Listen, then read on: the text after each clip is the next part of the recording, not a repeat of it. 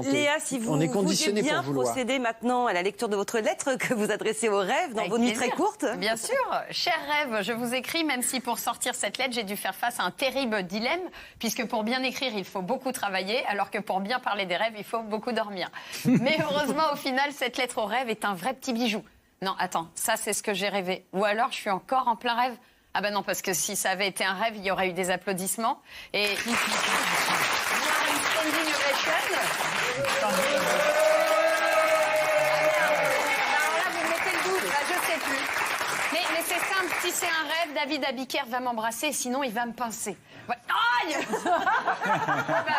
Manifestement, il va falloir que je continue cette lettre qui n'est pas si parfaite. Alors le plus dingue, c'est que certains rêves ont un impact sur la réalité. Par exemple, quand on dit « j'ai encore rêvé d'elle et les draps s'en souviennent », on comprend que le rêve a eu des répercussions. Et précisons d'ailleurs dans tous les cas que le « elle » dans la chanson peut faire référence à une femme, à une grosse envie d'uriner ou à de la dysenterie. Voilà. Mais dans tous les cas, les draps s'en souviennent et les femmes de ménage aussi. Il est possible que Patrick Bruel soit un grand rêveur, sauf que c'est pas les draps mais les masseuses. Pas encore Patrick, non. Ok, j'arrête avec Patrick, surtout que j'ai rêvé que je ne la faisais pas celle-là.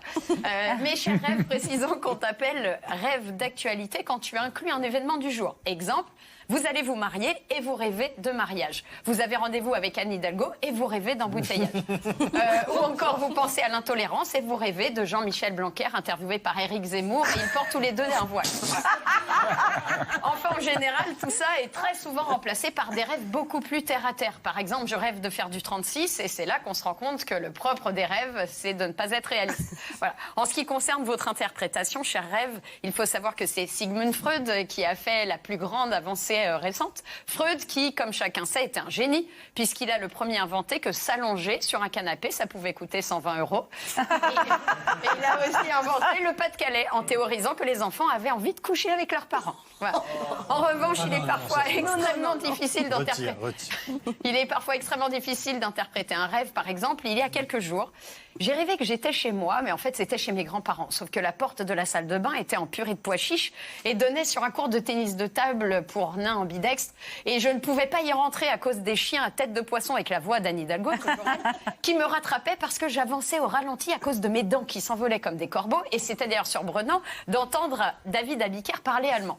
Du coup, là, c'est vrai que c'était pas évident à interpréter. Alors qu'en fait, c'est facile à expliquer. Ça tient essentiellement en 3 points. 4 mojitos, un magnum de rosé et la tartiflette pour 8 mangée à 3 la première de la saison.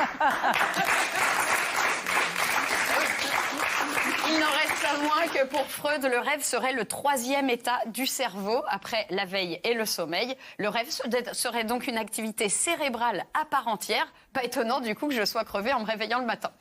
Enfin, cher rêve, vous êtes très présent dans la littérature et l'art en général. Ainsi, l'action d'Alice au Pays des Merveilles ou de Peter Pan se déroule pendant un rêve. Et il en va évidemment de même pour le film Inception, dans lequel une jeune femme rêve qu'elle écrit une lettre sur un rêve dans lequel elle a rêvé qu'elle écrivait une lettre sur les rêves, alors qu'en fait, elle était actuellement en pleine lettre sur le rêve. Du moins, je crois que c'est ça. Voilà, je pense que c'est assez clair. Ou disons qu'il s'agit ici d'un rêve qui, comme dans une maison de retraite, a de multiples couches. J'en termine avec cette lettre qui n'avait ni queue ni tête, et pourtant, elle s'est bel et bien passée, comme dans un rêve, finalement. Merci beaucoup, Léa. Vous êtes maligne, vous avez réussi à vous faire une standing ovation tranquillement.